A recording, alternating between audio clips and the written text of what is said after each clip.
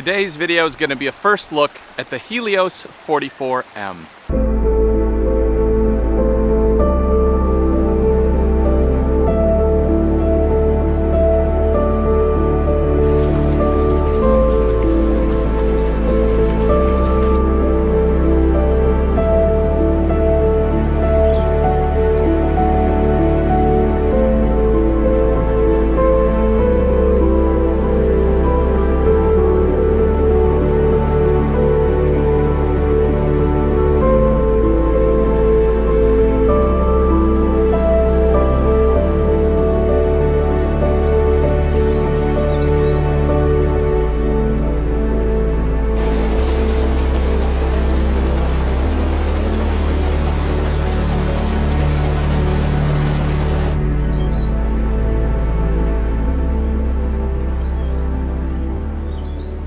Now, if you were planning on shooting a talking head segment or vlogging with this lens, this is about what you could expect.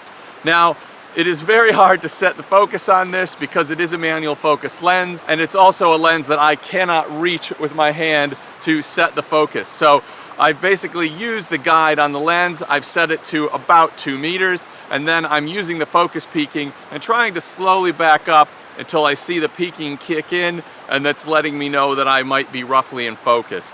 But until I get home and check the footage, I'm really not gonna know. But I think the image looks pretty good. When I compare this to the previous shot I was doing, and that was with my Canon 22mm f2 lens, which is considered to be one of Canon's sharpest lenses for their APS-C mirrorless camera system, I actually think, just when I look in the monitor here, that this image looks much better, more pleasing, is probably more flattering of me, and the background actually looks quite good in this shot.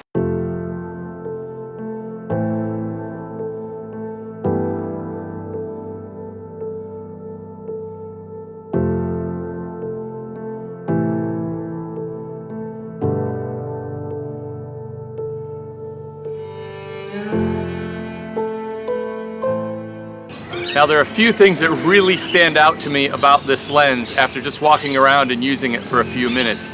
The first is how incredibly sharp it is. Even on the screen in the camera, you can just see how crisp these images are, particularly in the middle of the frame. The second is how good the bokeh, or background blur, is. Even when stopped down, which I thought would sort of defeat the purpose of this lens, I really believed you'd have to shoot it wide open to achieve the maximum background blur and get that swirly bokeh that everybody talks about. But when you stop it down, you still get that beautiful background blur that everybody wants from this lens. And the third thing is just how well it handles. It just feels incredible in the hand. And the manual focusing is so smooth. I really don't have a modern lens in my collection that feels or focuses or compares to this lens.